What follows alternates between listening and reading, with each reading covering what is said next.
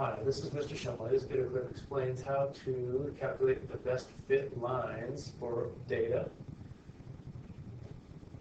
So let's say you have some data points and you try to match a line.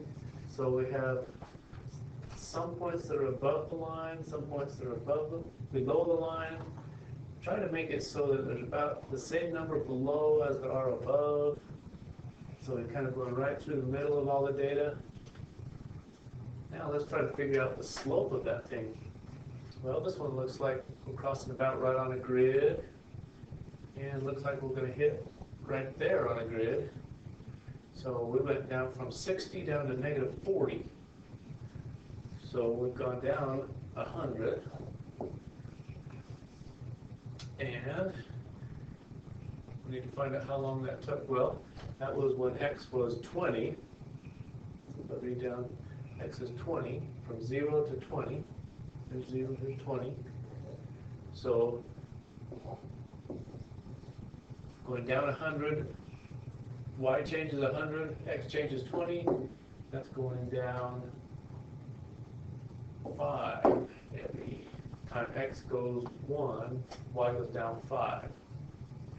So we can say y is going down 5 times as much as x in the opposite direction. And where does it cross the y-axis? It crosses right at 60.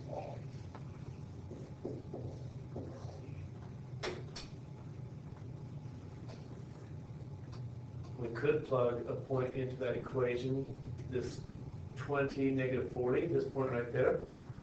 We could say that y is negative 40 when x is 20. If we didn't know where it was going to cross the y-axis, we could say, well, negative 40 equals negative 100 plus b. The opposite of subtract 100 is add 100.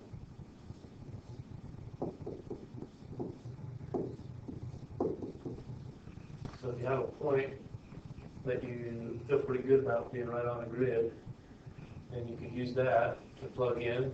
But this one we can see is headed right for a grid, so that's a pretty good fit right there. All right. We have, this one's pretty close to a grid, this one's pretty close to a grid. Let's use those 2 points. We've got some points above the line, some points below the line. Looks like a pretty good balance. And we go from 50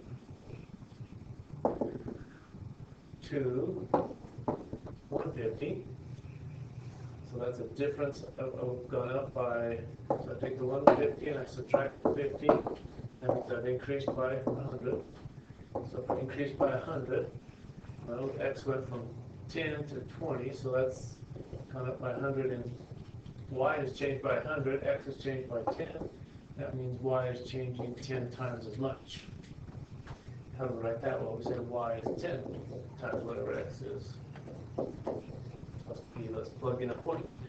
Maybe the 50, the 10, 50. So y is 50.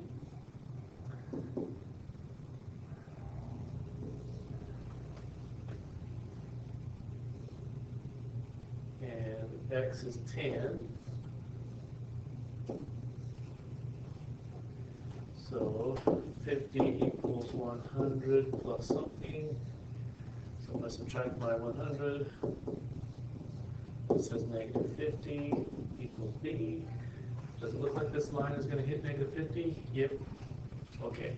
So we know the equation is y equals 10x minus 50. If we get something that's a little off from that, we're selecting on the computer quiz answers from a list, multiple choice, and so we'll find one that's close.